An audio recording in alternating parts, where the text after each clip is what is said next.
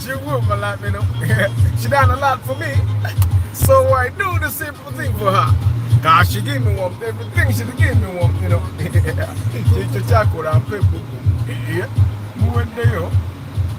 Yes, guys, how are you today? It's a Saturday. They don't Saturday vibes of Kazokaze Zitambula. Naemu. Olwaliro ne besikyesira bangako. Hey, Zigoti Traders. Ana Maria Traders Zigoti muli mutya. Sharon yobula nnyo. Mugalasi Joshua Mix Farm. Antonio Random Things Herbert. Nantume Sharon Zigoti. Baba itaba Ana Maria Traders Zigoti. Paul Sema. Chigozi Stanley. Mugalasi Joshua. Webarikera nnyo.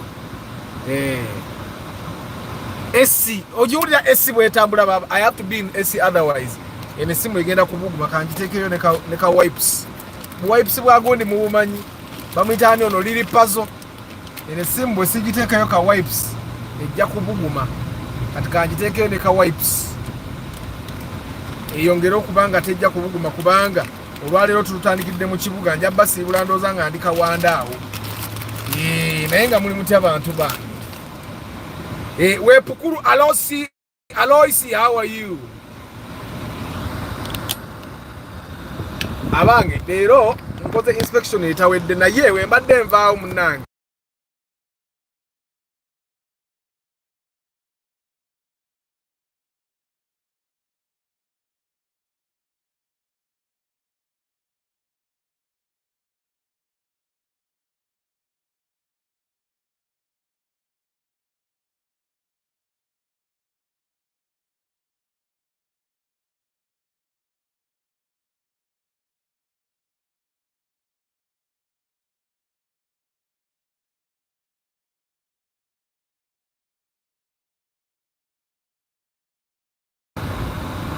My mic was off. Are you sure? How did I put it off? When I waited them work and inkini. Sorry. Thank you, Stanley. Nabo wakosta bwatomere moroka y'omuntu mukole fujjo. Efujjo ngate lina gye litutwala. Gwe nawe yingira otherwise no we kirora agenda tusookayo. Atenga abebirora abambali. Bana we kirora nandye mabega. Impatient. Wakosta wadda afuuse ekirala. Naye nga abantu bankansule, you guys are steady Saturday vibes. Kati wano wetuli we bali mu kujja round about emulago wali mwategeddewo.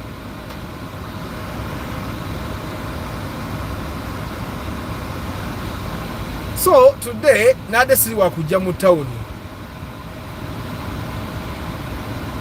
Season ka Castlevania bye biche bannange. What is that one? Why? Leero nade siwa mukujja mu town na someone booked me for inspection yesterday evening. Gasina bwe ngana. Akasente nkeetaaga. Na ye byonna nga bwe bitambula. One thing I would like to tell you again, Saturday is a bad day for buying cars. Okujja ngo ogenda mu bondi ojjayo emmoroka nga mpya. Tututukayo saawa 3 ne bagulawo ne tunoonya emmoroka ze tunoonya ne tugula nga ate ogula ennamba ng'eri kati we tuli oba ogula 2000 I think ogula 2010 ennamba ebeera gye bateeka eriko ennamba oliddaika 2009 oba 2010. But if you're going to buy a used Ugandan used car, Saturday is not a very favorable day. And I told this person yesterday that you know what, you're going to buy a car, but Saturday is not a very favorable day to buy. And if you insist to buy a car on Saturday, you should buy very early in the morning. Sawa to make a turns inspection. The person told me, you know what, I cannot do that. So I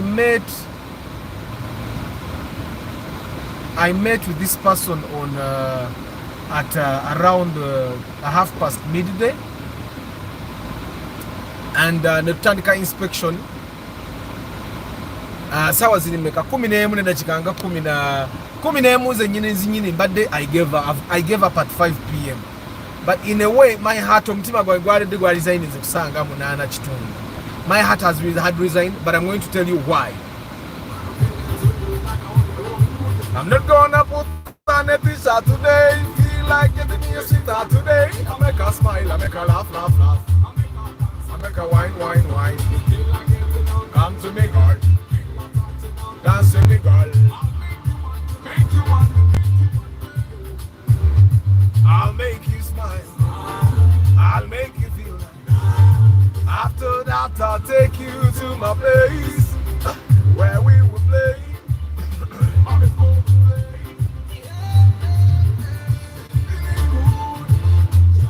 Oh, it's an animation. Ngenda jinonya naye ati siraba Netflix. Obudde bwa Netflix sente zange zijja kunsala. Ze filmu ezange zibira ku laptop. Nembikula laptop nendabako ku filimu I hibernate. Nenziramu nembikula nendaba filimu I hibernate.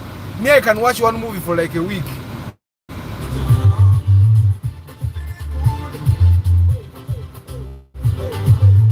If you're feeling good, jump, jump, jump, jump. Good evening, Kasivante. Ugambotia.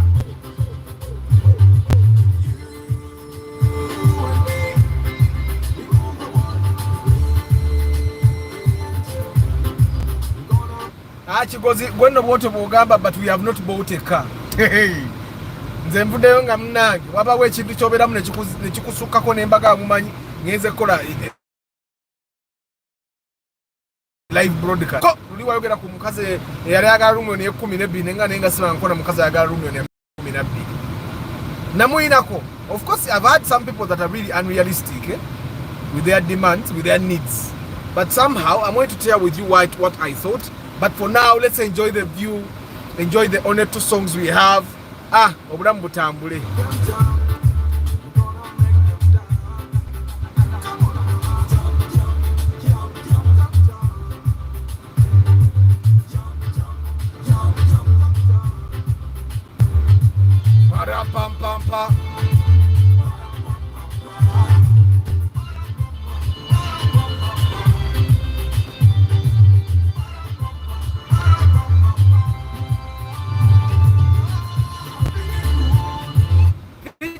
Ate nange PG-18 sibiraba nze saagala kati gwa Antonio olabika okyagiraagira nze emundu nagiza ku ggombolola emundu eyange it is on the gombolola kati sayo sijja giraba. But even then, how do you watch an animation that is PG-18? Muni muchi bigambo eringa bondox oba esuka ku bondox because bondox ebigambo naye terina action eringa bondox eba egisukkako.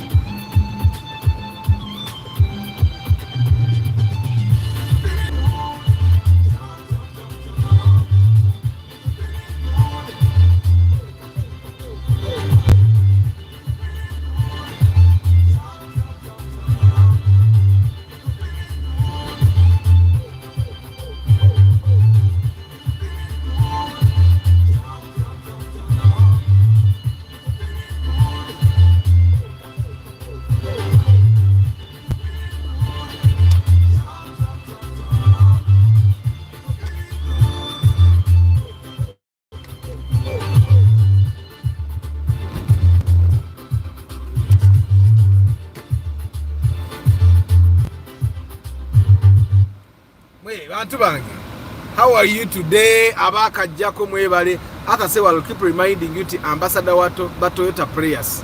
Tuchalize on the review table and mileage calculation. Yes. Hi, a good evening. Mutumba Padogambo tia.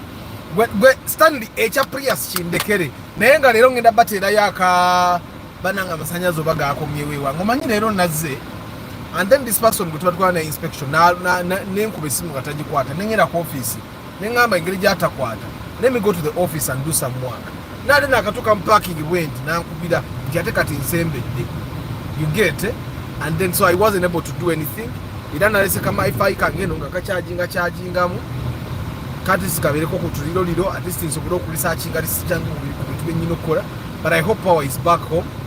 And yesterday I learned something new. I'm going to share with you. So if power is back, they don't get about a video ya Subaru. And then probably tomorrow is when I will upload the first part of the Toyota Prius. Yeah, so Toyota Prius is going to have 3 parts. It's going to have part 1, which I'll upload probably tomorrow. Part 2, which will be probably Tuesday or Wednesday. And then part 3 will come later. Part 3 is where we have the conclusion. Part 3 is where we have the conclusion. Yeah, so gwecho umanya Toyota Prius, byonna byekolo jabira mu video. Sijja kusuna. But how is your Saturday, guys? Anyanji wamu HKFC. Osobola okukiwa ku mobile money nze sifa bona ka notification wona gundi akampadde naye fonda out ekuli. Nja kubamba gamba. Today evening, yes munange mbadde mu inspection. Ate ya leero yonjivuddemu. Bambadde ndaba nga titinda gye tulaga. I'm going to share with you why. Nengamba abaye kangene kulira abantu bange inspection. Bulijjo inspections za Saturday zino muziraba. N'ebintu ebimu bye okubeerako ne meeting ku Saturday. That's why sometimes sibira na broadcast ya Saturday.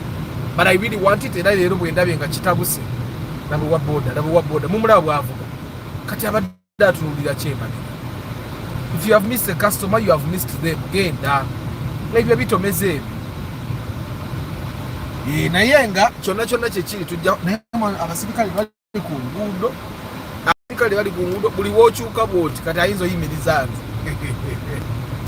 Kanyimirire nga n'obudde bukyali. Omulaba ne bana abasirikale bana alugwala bana tebanyiiga. Afande gye bali. Masogange galaba. Gada by'ekyafande. Buliddewo omwa. Nkozi kyafande. Gye bali. Kale naawe gye bali. Ani gwoyogera naye? Esimu yiye ekwata video zaayo. Ekwata video? Yoyogera nayo? Yiyo tuula wana afande. Tuula. Mpozi mwagala nayo nkulage yiyo. Technology omumanyi. Omumanyi technology gyalaga. Niza nokwata simu ekampala. Terina kutomera katya. Ate nga bantomerera ati. Wanga watomerera n'amamala yazekwa tomera. Nyina evidence waliwo abodalo yangwamu entinda ali omanyi abavuga wanuwe. Ne mugamba nyina evidence tugenda okujanga n'omusirikale yamulabye. Kye kiri wafana. Mayiyo mayirizo. Soka okole ekinjamu oba ekikujjamu. Afande nali agadde okukikola. Naye omusana ffenna gutu okyate okulaba kampaate soboka. Kale. Mumuwulidde. Naye talina buzibu. Kakati tubaddewo bannange kasoke mbawo akayimba kubanga mubadde mugenda kukwata evidence talina kukwatibwa bannange.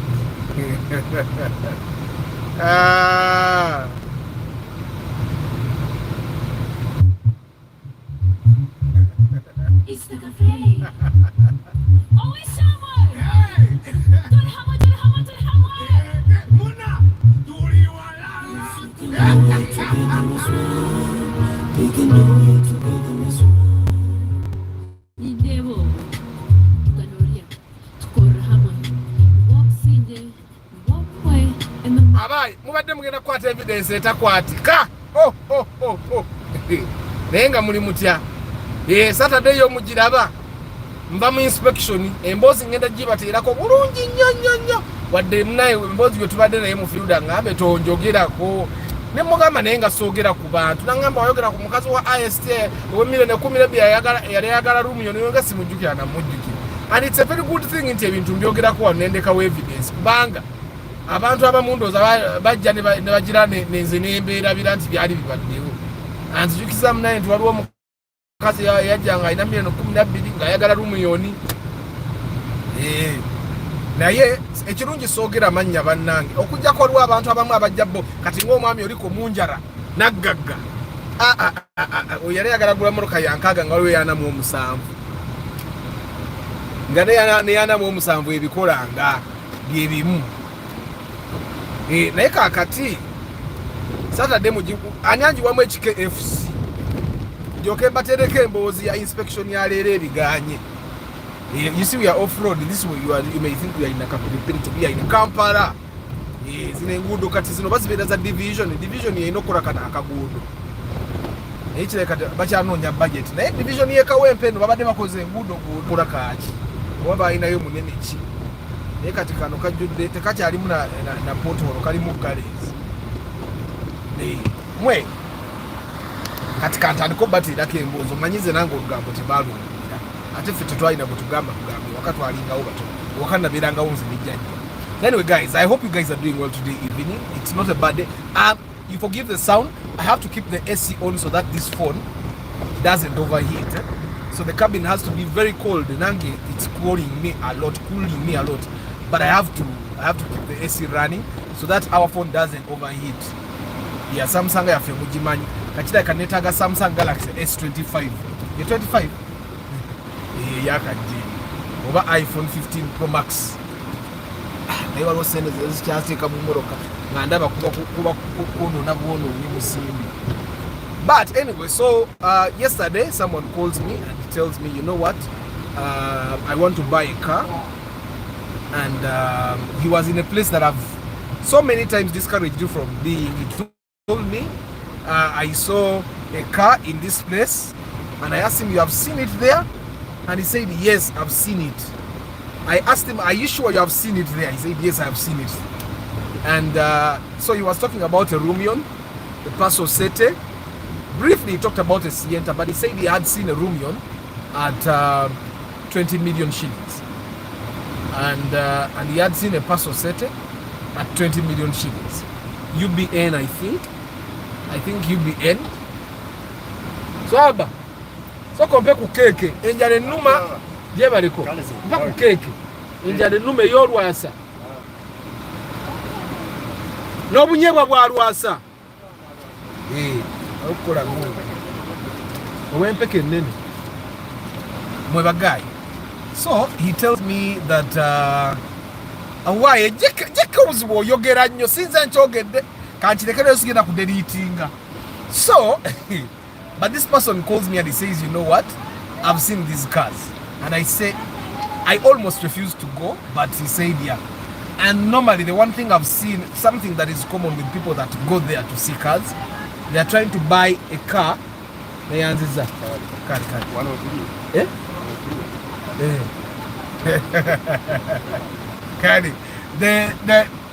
The characteristic of people that go to that place, they can't also comment kanjijjewo abanajja later baleme kutegeera oba banalaba video afterwards baleme kutegeera.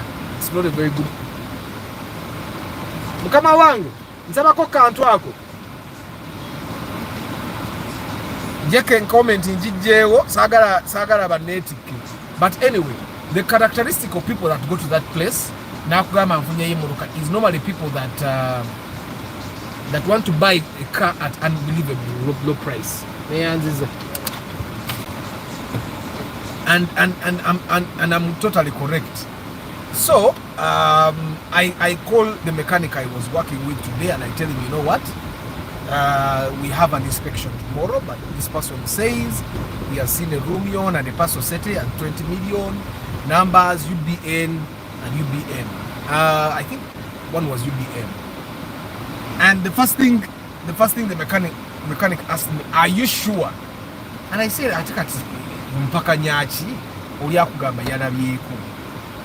And he said, okay, na yo. And you guys I've shared stories of this thing before. So many times I've said you saga again because of reasons that I've shared with you. But anyway, today morning we meet up. Not it wasn't morning, it was afternoon. We meet up and we go to that place. And when we went to that place, let me tell you, the stories are always the same. Someone tells you, someone, like they told me, we've seen a Rumion at 20 million UBN. And in my heart, I knew a UBN Rumion at 20 million is nearly impossible. It's possible, but it's nearly impossible. Come on. It's nearly impossible. But anyway, we go. And the stories, that story, it ended the same way. We get to the place, we call the person. The first thing he says is, I'm not in the area, I'm not there. I think the story was that I'm not there. So the buyer says, can't you give us someone to show us the cars? Then the person says, but the Rumion is in Nakawa. I tell the person, Sete, I'm this way in matching, they're getting the owner to bring the car there. You wait for me.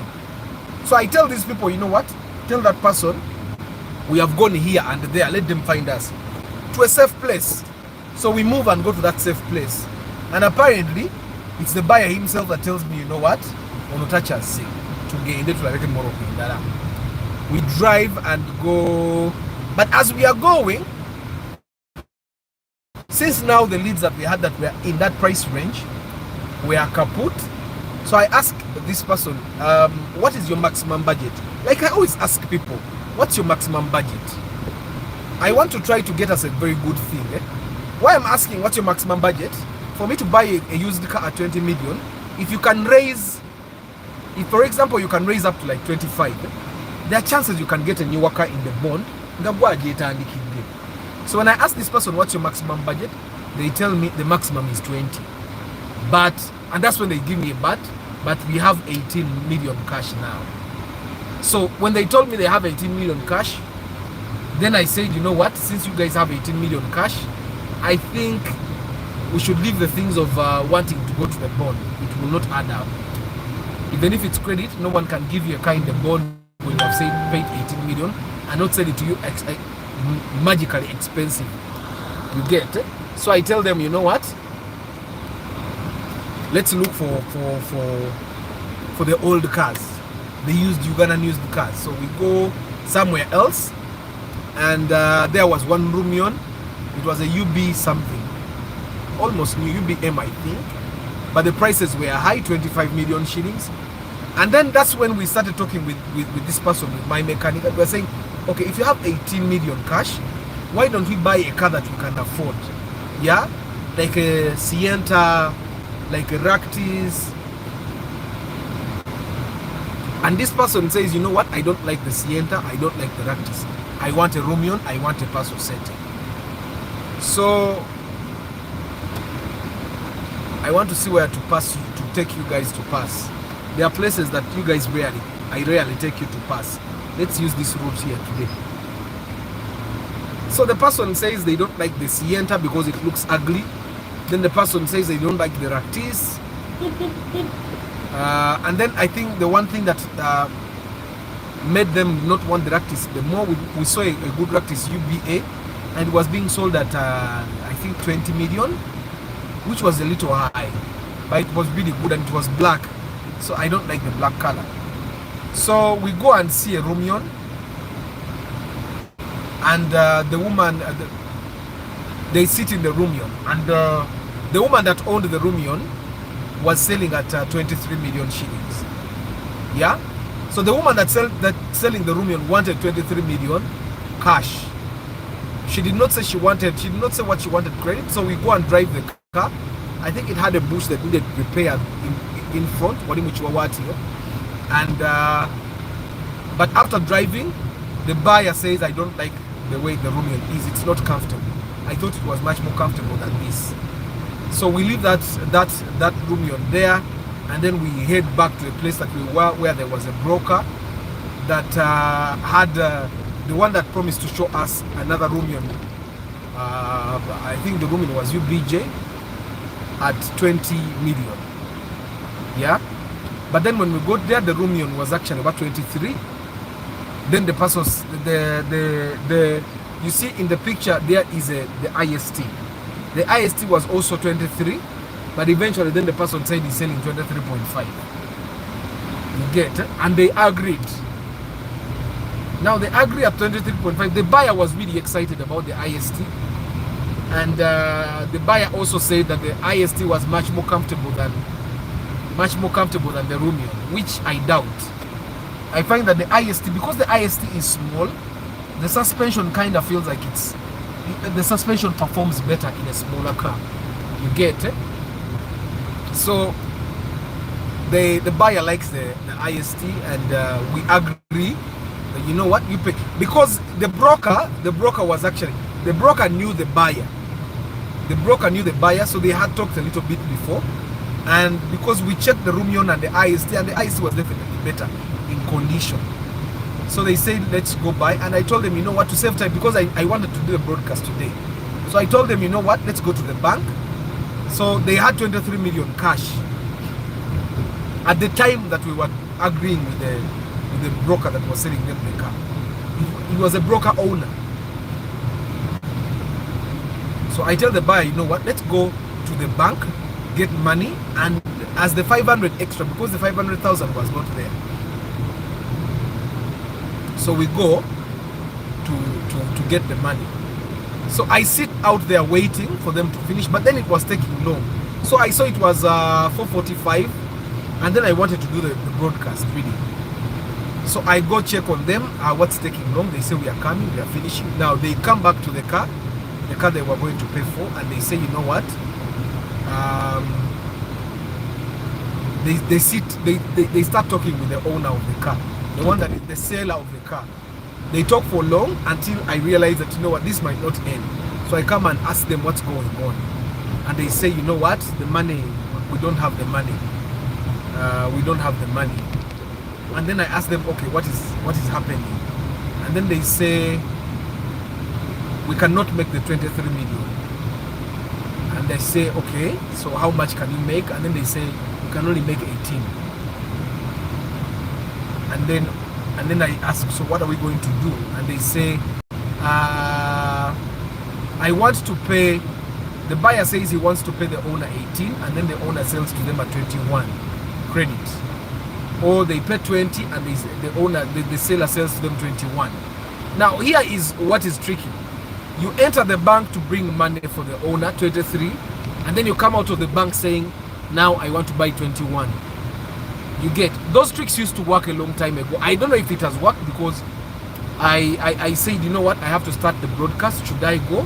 And the buyer says, you know what, you can go. I think we will not be able to transact today. So I drive and go. I was a little bit disappointed. I'm disappointed because I find that it was a lot of time wastage. You get it? So I think the buyer initially had 18 million, but he wanted the car, the type of car they wanted, the kind of car they wanted, in the condition they wanted the car in, is of a car that is like 25. You get, that's the problem. And then when they saw the car, then I think they started calling the person, some people that they thought would give them some money. You get it? And that's something that I discourage you guys from doing. And the things that I'm saying, I said them in the car to the buyer. I told the buyer, if you have like 18 million cash, why don't we buy a car that is 18 million and below? So that you don't take credit, but then you have a car you're driving, which you will drive until such a time that you can upgrade. You get? Now, the one thing that I've realized about you guys who are my followers is that you like good things, which is not bad. But everything has a good thing. Nemo Primes is old model. Even with these spacios, there are some good spacios. You get it? So, but I find that the trouble normally now comes with you having money that buys that old spacio, but then you want a pasto setting. You get it? And I've said this time and again. Now, why I share these stories is for us to learn. I'm sure there are people that saw me posting the IST. That was before we even paid. Me, I had confirmed the deal. They had gone to get money to pay the man. And then they came out and said they did not have the money. So that's why I deleted the post. Because apparently we did not buy that car, according to my knowledge. So that's the inspection from today. And probably the one lesson I can share with you today is that it's better for us to buy a car that we can afford than the car we want. It's always better, I'm telling you. I think it's the reason Rachin's and Bagamanzi, I don't have a dream car anymore. I will drive what I can afford. If all I can afford is a Vitz, it might be ugly, but I'm not driving beauty. I'm driving car. So the lesson from today's inspection is that buy what you can afford. Yes, there is a time when I wanted I don't even remember the cars I used to dream about. But then I kept buying what I could afford. You keep buying what you can afford until you upgrade and buy the car that you dream of. You get it? And if you decide that, you know what, I want that car, I cannot afford it, then you should be able and willing to accept bakubanjeyo ebintu by'emmoloka bwe bityo bwe bikola. Okitegeeza plot, there are people that don't buy plots cash. Nga ye asasulako katono katono paka bwagimalayo. You get, and that's probably something that we must learn as a people. You get. And then probably the other thing, guys, is the kanokanka say, oh, if you want to consult Arthur, please pay consultation fee before you consult. Someone came to my inbox yesterday and they said, I want to consult you, then I pay you. I told them, but consultation is paid before. You get. Hata ku Netflix so kukuliko animation is rated PG-18. And there is other apps where I watch the extended episodes from, but good enough Netflix categorize them well. Oh. Singa every day is like that in Eugene, no traffic jam. Tetumugude mu Los Antonio.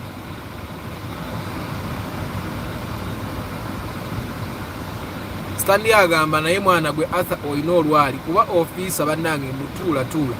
Kayate wadde agala mukolere ki? Ada ina kutula wano yerabireko byenkola. Good evening Starch. Munsonyo at times weekend after mikolo. And people consult Bambi and better service providers. Kitegeera. Bana event organizer wafe wuyo nsereko Starch. Yenna nyini mikolo. Travel life vlog chechiriwo, essence chechiriwo.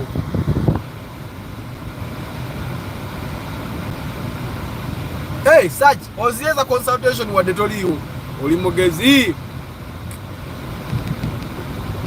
Naye nga muli mutya. Waswa Roderick Africa chechiriwo Fosca. Apanda abadde agenda kujja wano tunyumye mbozi era abakutula bwati mbadde ngenda nakuzikiza tunyumyemu. Good afternoon, JK. Good evening. Eba good evening. Good afternoon. Nathan 256 was a Joseph Pali Kudembe. Chechiriwo.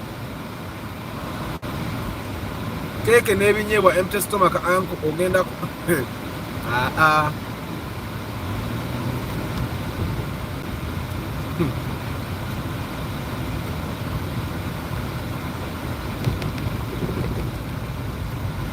Twaha warakira chechiriwo. Heath Moses chechiriwo.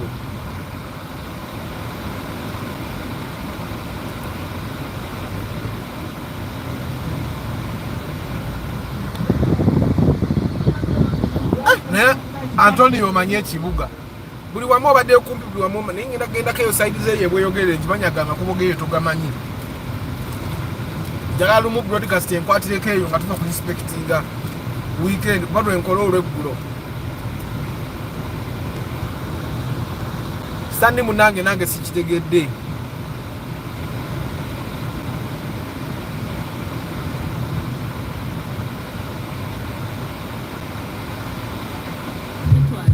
Bueno tukwatanise Kenya ukala mu buzarwa Nanyikiriza zaitu Nikikifora bembaganaza Tubeke hangare tuhamu. Yes, we can do it together as one. We can do it together as one. Eyo kukola tuyombagana tulwanagana tusontagana naye tukwatire wamu ate agali awamu gegalugana. So we can do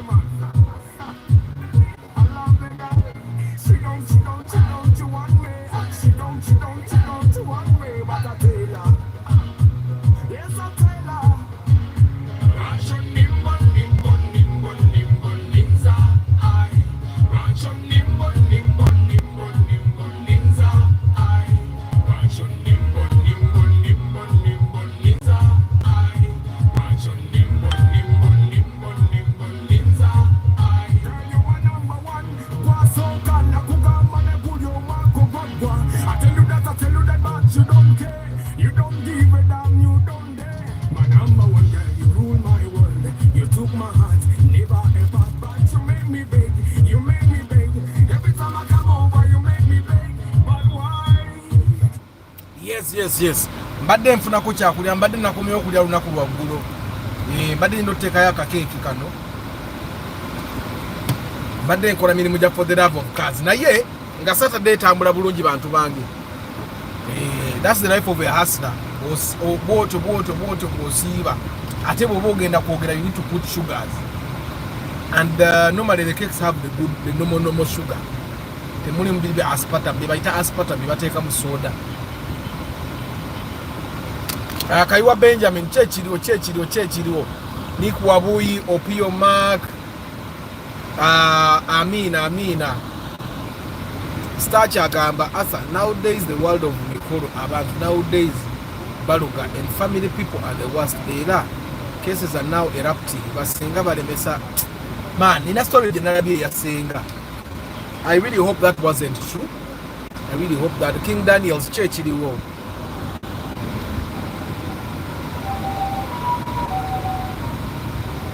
King Daniel's is in this study. I found at them of the confidence you have shown him.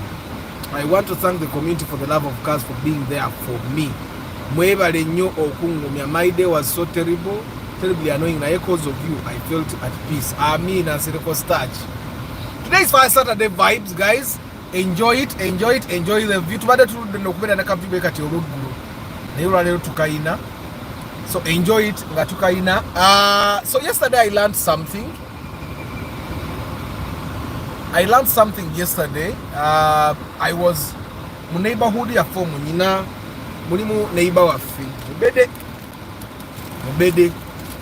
So I was talking to them, and this neighbor of mine, amasanyalaze tumaze nnaku bbiri nga gafudde era if you have seen my shirt, it's wrinkled era tugenda kugula plasi y'amanda kati. So I was talking to this neighbor of mine, and because like literally every day gabaddiga genda kati nze luli nagaana okusonda sente z'amasanyalaze, and I thought I was a bad person. So I was talking to this neighbor of mine who is Omubede, and I was asking them, have you contributed for power? And this neighbor of mine told me, you know what, Arthur, Umeme is responsible for those things. For me, when power goes, I keep quiet. I will wait until Umeme repairs. If it's a transformer, it doesn't matter when they repair the transformer.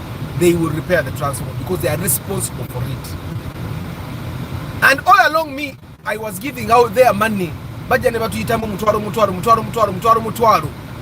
to repair transformers.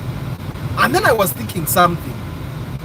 Maybe the times that the president comes and gives speeches saying things are okay, he actually thinks things are okay. Because you, the citizens, do things you're not supposed to be doing. Every time a transformer blows, Umeme knows the power is off. They will see meter this are not on. And when they see so many meters in the same area that are not on, they will know something is wrong on that line. They will definitely want to. They will even come and repair it before you tell them. Because they see, I'm sure they have a monitoring system. So every time a transformer dies, and you neighbors come together, bring 10K, 50 neighbors bring 500,000, you're enabling this. And whenever power goes for like 2 hours and the guy is in, Umeme is going to report to the president that they are doing a good job, yet in actual sense they are not doing a good job. So yesterday when I had that conversation, no matter what, because this person told me, for me it doesn't matter what has died, I don't. For this person, even the security light outside are solar. They said yeta sonda sendeza amasanyaze ngagafude umeme ejega kanike. So I learned something there. Maybe nebetukola mu twekolere engudo. Then mwekolere engudo abayino kola engudo, they go and they report that they repaired the roads, when in actual sense it was not them that repaired the roads. You get it? And then the president will come and say, we are working, my government is doing magic. Yet the government is not actually working. You get, because the president is supervisor. You get, for him he will keep saying, even when he comes and says it's It's not he himself who is saying. It's the people that report to him that are telling him, you know what, Ugandans have asked you to stand again for presidency. You get it? So I am no longer sigenda kudda muno naku no lumu kusondera mba masanyazi gafudde ku kyale waffe. Bwe gafa gafe. You get it? I think right now I realize we have been taking up, you know, nekino ekintu kyenguzi mwe bantu mwe abagaba enguzi ze sigaba nguzi no matter what. Era mba kubanga that afande has got me talking on phone, and it was real. I was talking on phone. I was going to take the police receipt. I wasn't bribing. I find that some of the bad things that are happening to us as a country are happening to us because we bribe. We should not bribe. Let things go the way they supposed to, because they ought to go. Because bw'osasula enguzi, ne next time ogera sigala oyogera ku simu because okimanyi bwe banakwata ng'owaayo omutwalo. Nereka bakube ekipapula kya mitwalo 10 kyakwogera ku simu tojja kuddamu. Okitegeera, me I find that some of the bad things that are happening to our country are happening because of us. Because never kuba kugaba nguzi. For me, oyo wa traffic avuddeyo ate abadde tasaba na nguzi because abadde talina kyankwata. For him, he was asking for something. Okitegeera, tasabye nguzi because sina nsonga lwaki muwe nguzi. But I'm talking about the people abagaba enguzi okusanze n'omusango n'osalawo afande omuwebiri. It's you who is keeping the bad things in this country happening. Because you can give an officer 20k n'akuleka ku kipapula, another person will talk on phone. For them, they will not have an attention span that is like yours. They will knock people bafe. Otegeera, kati gwanga lyaffe tulisigaza emabega because of the things we do. Bw'ogenda mu ddwaliro n'osasula emulago n'osasula sente ze zimu n'omuntu wa keesi ng'ogaba enguzi. Sigala mu keesi gy'oba osasulira buli kimu, keesi kiliniki. Sigala Nakasero. You get it? Era bwakusindika emulago ng'ovudde Nakasero manya ogenda kufa. Ukitegeera lemere Nakasero baganyize muzijanjabire wano oyo omusawo gwe mugamba specialist mumuleete wano musasule. So that emulago temweno bulinga yonguzi. You get it? Now, normally when someone would come and say, you know what, Arthur, you're saying that you're talking those things because you have not been in the situation. If I'm in that situation, I'll choose to die other than giving out. But today, why would you do that? If you get a problem, that's what we need to have to make sure we save enough money. It's a private hospital. A government hospital is supposed to be free. Let it be free. Abasawo bekarakasi nga tembawadde enguzi. Bwe baneekakasa bajja bongeza sente ze baagala. N'amalwaliro bagateekemu eddagala egeetaagamu. I find that we are the people that enable those things. Omuntu gwe nabadde naye yagambe tasasulira amasannyalaze nga gafudde ansinga emirundi 10 sente. Naye amasannyalaze bwe gagenda ng'ateekako sola. Okitegeera, after I last saw you nga owana nuwa over which new model. Ate nkyawaana bingi. Problems of living in the village. Same problem with me in Karaji. Tegwe Solomon, you in Karaji, you are very far. Karaji is farther than where I live, Solomon. Me, I'm not in the village now. Since I know who lives in Karaji, me, I live in the city. David Sembatia, good evening. Solomon, what's up? After Gura Solar, I'm going to first start by buying security lights, solar security lights. I wanted to ship them, but then the shipping agent was being expensive with me. So I decided to hold it off a little bit. But I've been told there are suppliers in I'm going to ask JK. JK Wangamo, you know, Msajja wa Solar Mulungi. I'm going to inbox you now on how your Msajja wa Solar. As for campus solar security lights, the man I want a power backup system, by the way. Naye waliwo amasannyalaze gagenda ne power backup nga tekola ebiganye.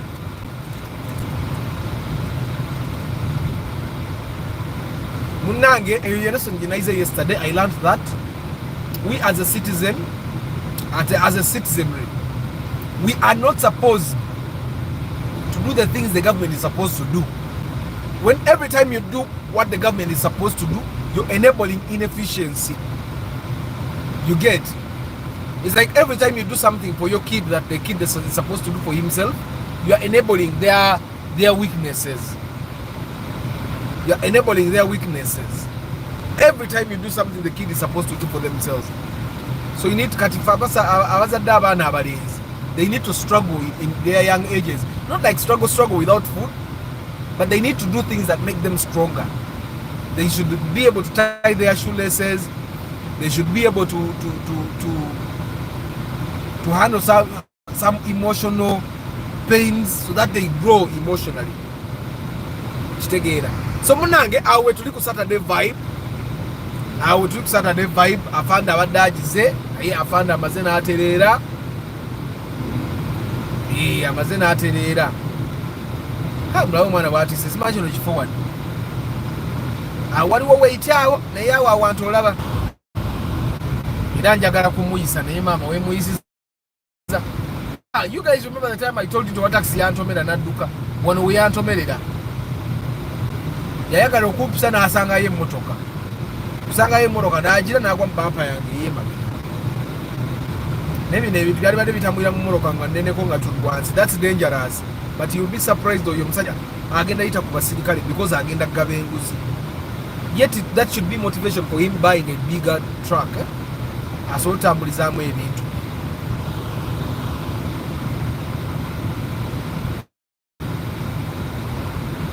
Can bad drivers stop giving money to traffic officers?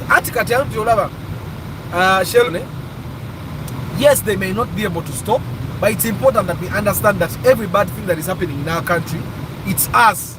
Sometimes we blame the leaders, but it's us that make these things continue.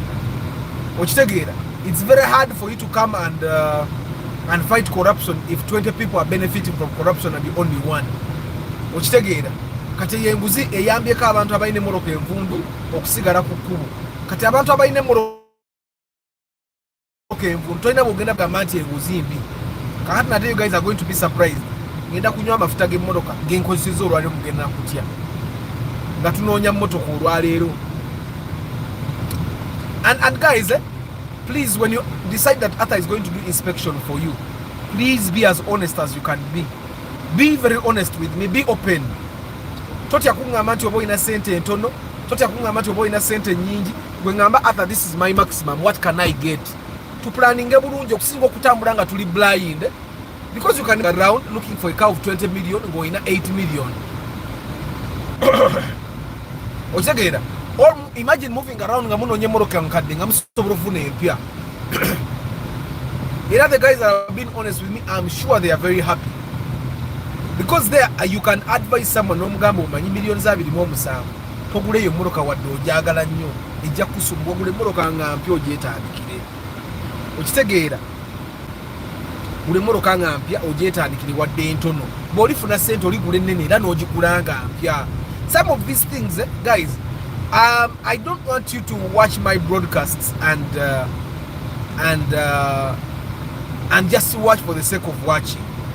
So that when you have some money, you just decide kati ngenda kukola kyenjagala oba atagamba kyoba ki.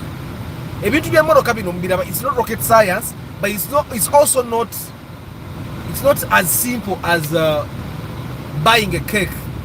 Buli muntu akimanyi cake y'olukumi gyeri oba wa. Cake n'ey'ebitaano gyeri kaba katono nga ka round naye gyekali. Cake etandikira mu nnusu lukumi. Everyone knows ku lukumi ofuna cake in good condition. You get it? Maganjo katuyingidde kawanda. Guys, everyone knows that at 1K you can get a cake in good condition. Ebintu by'emmoloka bikyukamu. Even at 30 million you can get a car in bad condition. Yet even at 20 million you can get a car in good condition. Now, the condition of the car you get depends on your choice. Yeah? It also depends on how you use the knowledge you have. I normally tell you guys, bw'oba olina miliyoni 15 gula emmoloka ya 15. Toba na miliyoni 15 ate n'onoonya 25 okuggyako ng'oyagala bakuwole. You get it? Bw'obeera ne miliyoni 15 ate emmoloka n'oginoonyeza mu miliyoni 25 ng'ate toyagala kukubanja, oba omenya buli gw'oli naye naawe wennyini oba weemenya. Should be number 2. Number 1, don't do government's job. Umeme is government's job. Tinasazeewo era kati sola naro. Sola gwe ngenda okugula essaawa eno. I'm not going to do government's job at any one moment. 2, don't try to buy a car that is out of your budget, no matter what. And the one thing I've seen about people that want to buy cars that are out of their budgets, babeera picky. abeera picky, and it's not a very good thing for you to be picky nga tolina sente ziwera.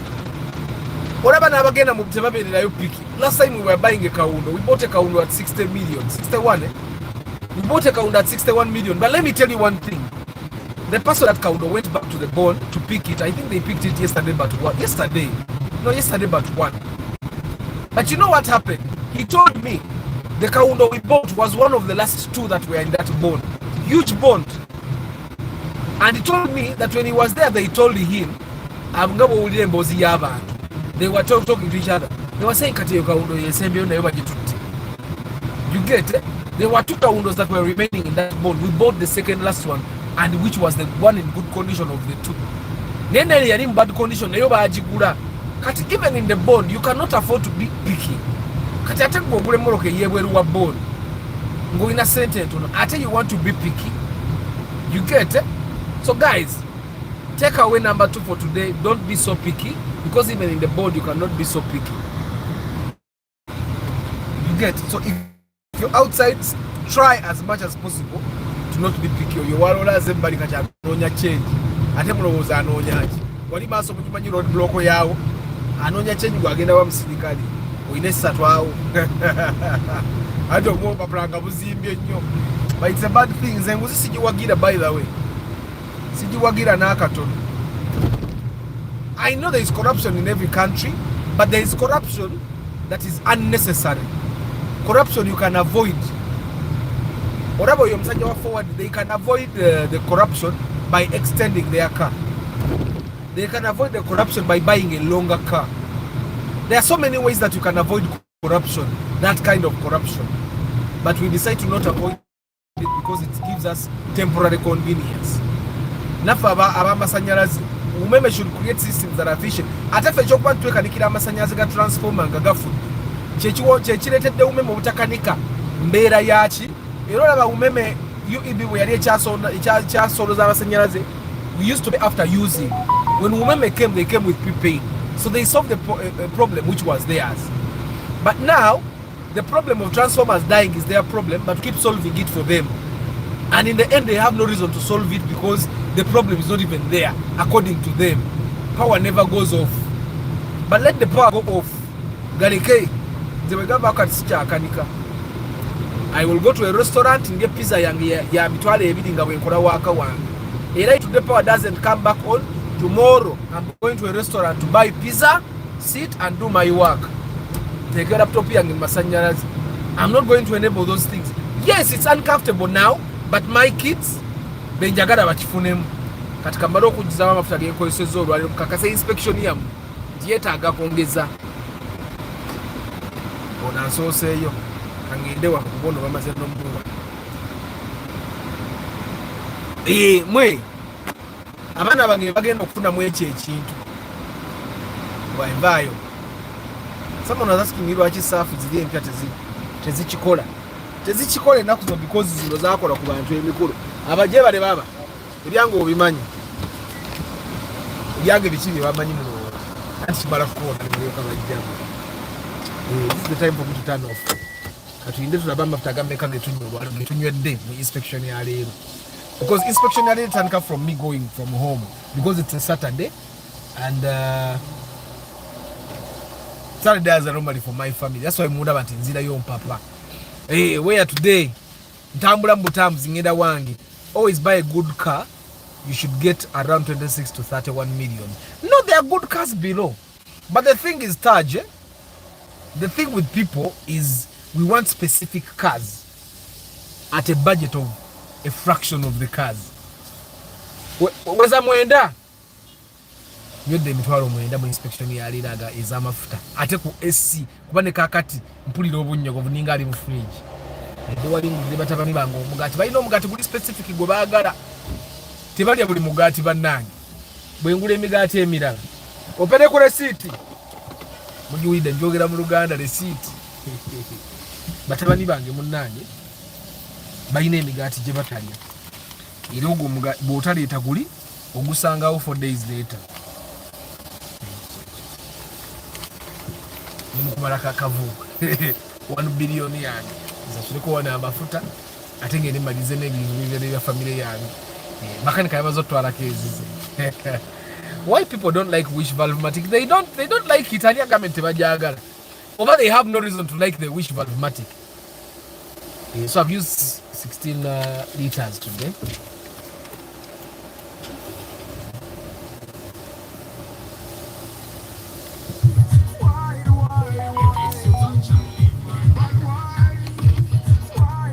Ilenda bila mzizeyo wagulu. Tuzeyo muka esika. Bade sibisetinze odometer. Okay. Kati nate nano basibula abantu bange simu bubi 1 hour yafe yawezedda kansooke mbazeeko kubala katono nnyo. So guys, lessons are no muzitegedde mu Saturday vibe yaffe. Nenda ngenda batwala packet nedda nyina basibula mangu. Unfortunately mbadde ndabide ekirala ekimpapizza. Naye nga muli mutebe abantu bange Uganda mugira bwerabika obulungi. Without a lot of effort, Uganda is beautiful. So I imagine what Uganda would look like if people actually put in some effort. It would look lovely. It would look really lovely. Kakati wano bitundu bya wano waliwo kyaliwa nga abeera ku broadcast kuno buli lunaku wano wakyamira ogenda ewuwe asi wano wali maaso enamno gyembeera olaba abayaaye bangi babeerayo naye basigise naye ni mu kyalo gyembeera ate yewasinga abantu abakola yewasinga ababeerayo enyo kansooke mbajjekoko malofunde batabani wangu wano omugaati amanyiwo togeza n'oyogera omanyi waliwo omutandisa okufuna emize gya jeke ebintu abikubawo nga bazungu bwe kiba ekintu sikituufu ng'akikubawo tomanyi nti ffe Uganda ebintu ebimu tetubyogerako. Nina omusirikale wa traffic yali aneesimbyemu ng'agamba gwagamba tuli enguzi nga naye ava gisaba n'engimumma kama Katonda ne baŋŋamba beesonyiwaabo kola ki beesonyiwe kale mubale ku mmotoka mubale ku mmotoka. Antonio nga gwe weesookawo ga yo yange sunzunkiridde yo yange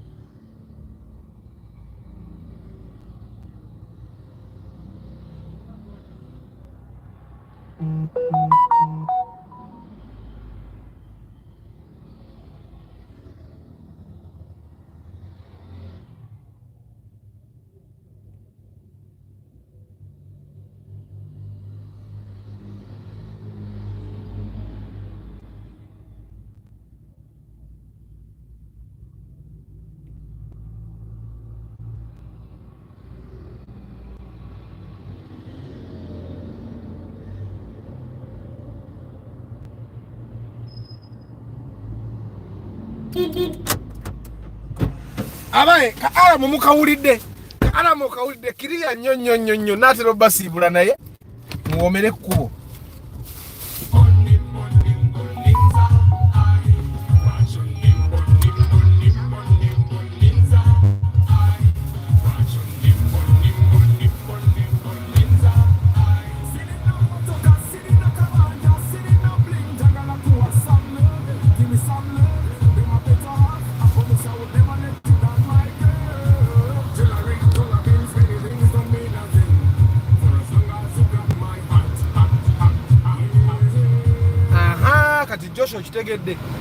Your first car could be a Vitz, but your dream car is a Vanguard. Thank you very much.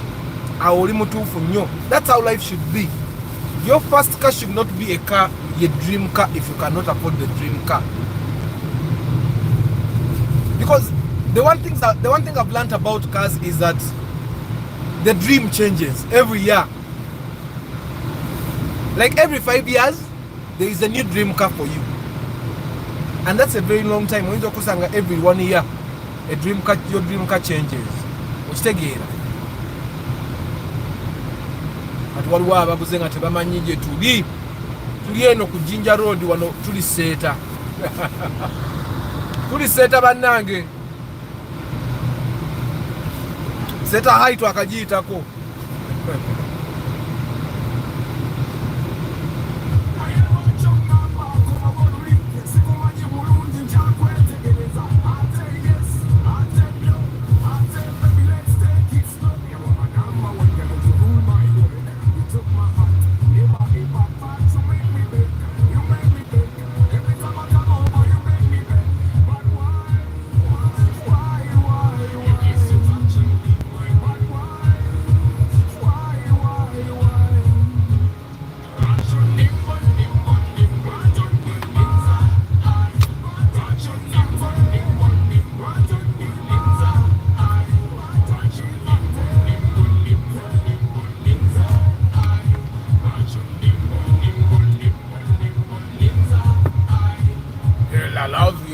How is Saturday, guys? Mulabe Uganda bwera biko bulungi with little effort. Naye omusana guli ebweye mwe muyinza oba ne buku mutemulidwa kuba muli mu simu yange. Esimu yange enyogoga because of the AC. Naye sebo naye babutaba na AC. Senga yabugumye dda. Senga yabugumye dda. Naye teyina kyakola. Nze njinyogoza. Anyway, guys, natera okubasibula mwebale okubeera ku broadcast ya Saturday. Netanya olimba matuka ku mabanda tomanyiyo. Tuli seta wano ngona ate otuke wa Anthony emukono. Daniel Obori, you are bad, you are bad. Daniel Obori, you are bad. Mwe bantu mwe, mulaba abantu abere matuga we bali abanji. Even Daniel lives in Matuga. You guys. Pade. No Jim and pade sa goti wategera. Ebyuma mbina wakakati. Ebyuma mbina waka. Echuma nchikubira wakati kyagenda mu gym. I can lift whenever I want. I can wake up at midnight and lift. Ebyuma nabigula mbina wakakati. Nagenda okubarabarangamu. If I actually remember the time that I bought those gym equipments, nabika naka saving emitwalo nga 2 eza gym. Zandibanga sizo kakubanda kolanga ne mu week kati nkola buli lwenjagala. Ochega na saving za sente pitiri vaawo. Era ebyuma binatera okugwayo. The video of the Prius is not yet out. It's coming. Ismail, it's coming probably tomorrow. Juko Nicholas was a J-Sekaja VIP. Tedi musana Uganda wano tuli mu 50 degrees. Sigena nko by the way very hot. Is it very cold or like on cold? Mu Moroka yangi. My AC is set on maximum cold. But I was in Budo in Norway. The other place was cold nganenga ruzika rubye. Omanyori cold ayagala okutula ko olugalo lugwe wali. I have ever been in that kind of cold. Nekati ndi mu maximum cold wano Uganda eno AC abantu bangi mu Moroka senga bangambye AC mujye kali very cold. Okitegeera. Ismail Motachala.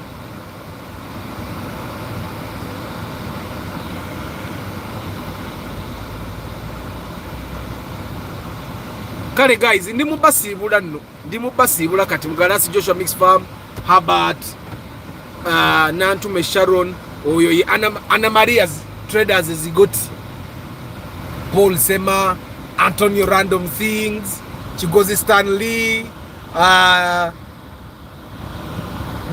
Buluye Naina, if you go on Mitiana Road and you happen to pass by Zigoti, you pass by Anna Maria Traders. Umeko chogula nebo gula chupa ya soda ya 10. Ojja kumalodde wano gaba nagenze kwa Anna Maria Traders ne ngula soda wadde nantumete yanda bi. We Pukuru Alois, Bruno Insingoma. Muli mutya. Today don't drink and drive. Kasibante Akisam. Nabali Mukamoli, I don't take it for granted. Mutumba Pade, Lucky Mose, Travel Life Vlog, STA Sounds Entertainment, Wasa Roderick Fosca, JK, Nathan 256, Joseph Balikudembe, Mutumba Pade, Nakumaze Gwetwaha, Nakumaze Heath Moses, Tusime Eddie, Msereko Starch,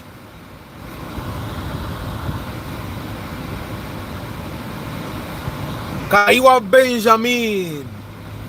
Katwantu tuse wanto niwe nyini. Satellite Beach mukono tujiseeko wali.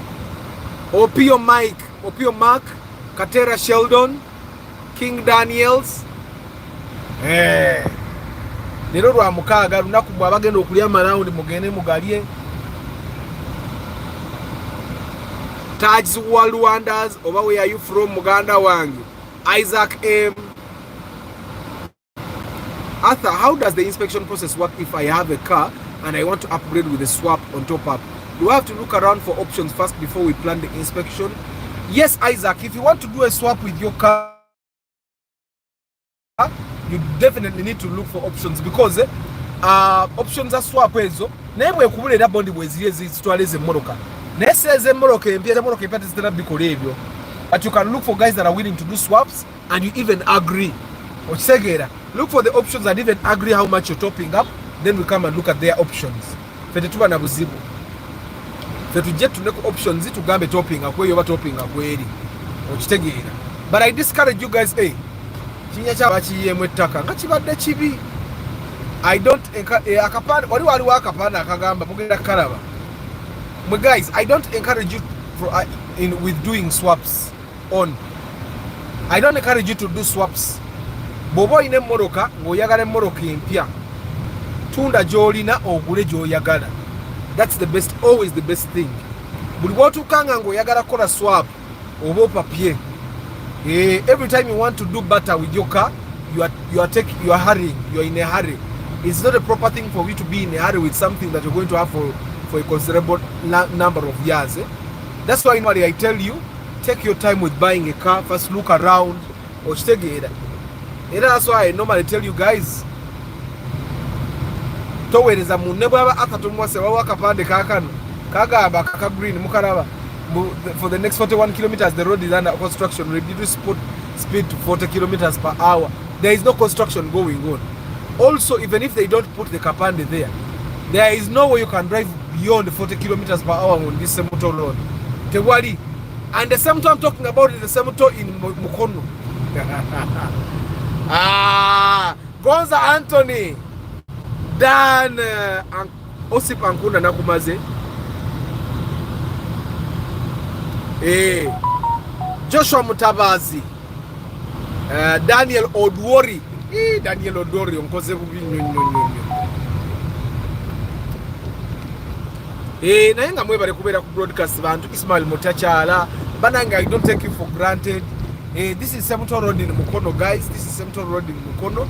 We have taken off Mukono Jinja Highway, Lugazi, Mukono Lugazi Highway. Laba akapande bwekampa yo muganga. Akapande kampande yo. Akapande mukalabye mmwe zengamba desikalaba. Kalabidde wala wabeze bero kumbisika. Bagenze munange laba mwana wa boda baduka pitch banange. Choka bava mu family naku. Ekisingo kwase naku checho. Nti a young man will come from their family nga he's the breadwinner.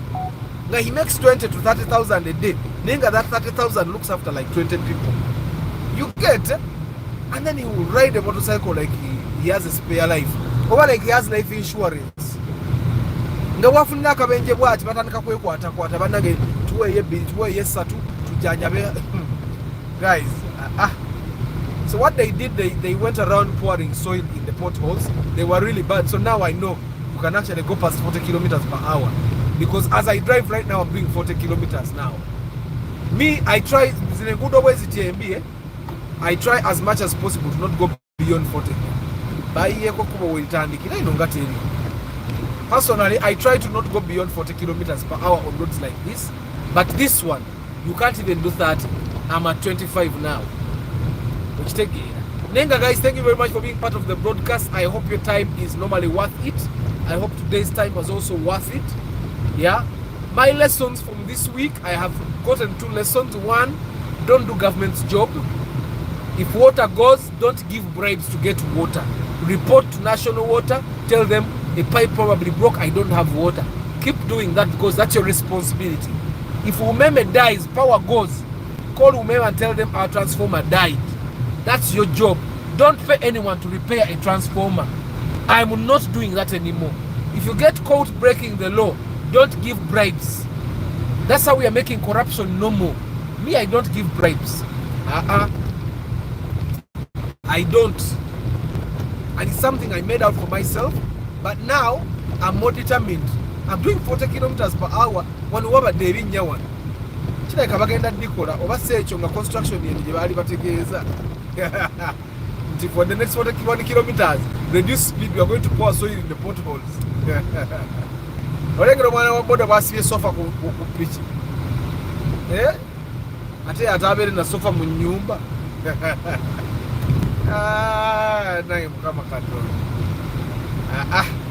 I think everyone should go abroad and be exposed a little.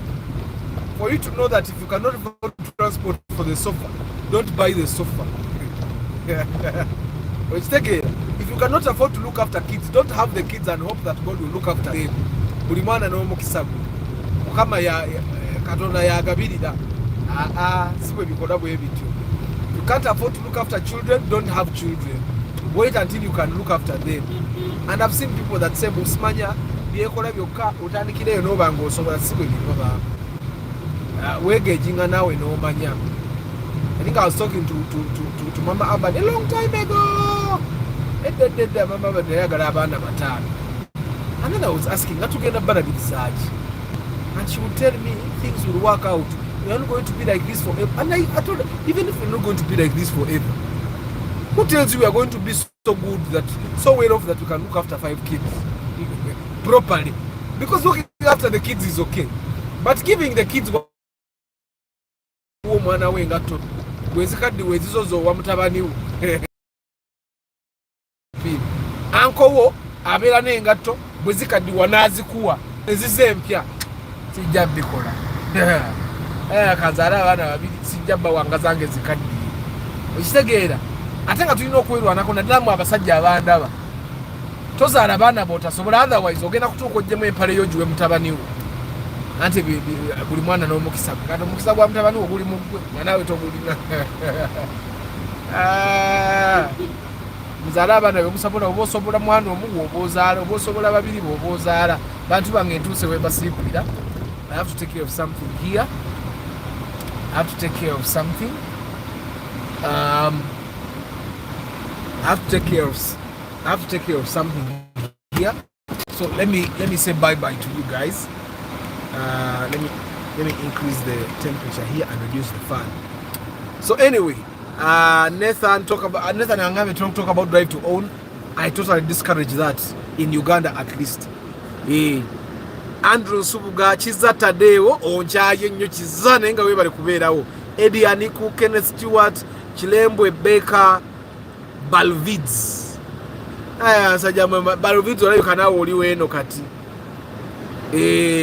But guys, I wish you a very lovely evening. Mbasibudde ndoza Chitumba Solomon badi sikusibudde.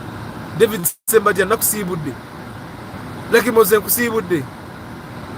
King Daniels mbasibudde banange mwebali nnyo kubira ku broadcast. I wish you a very lovely day. Temwera bila lessons alizo zebo boina milioni 15 gula myoka 15. Toba na 15 ngatono nyomoroka yabi 5. Ekirala don't do government job. Amasanyiza bwe gafa kubira umeme, that's their job. Yensonga lwaki zinagula omuti gwa milioni 2.7 nensasula ne kamitaka ya kaka mitwalo 5. Yensonga lwaki nabisasula. Let them do their job. Kama abawo obusistwi abawo omukisa I mean. I'll see you tomorrow evening. Ciao.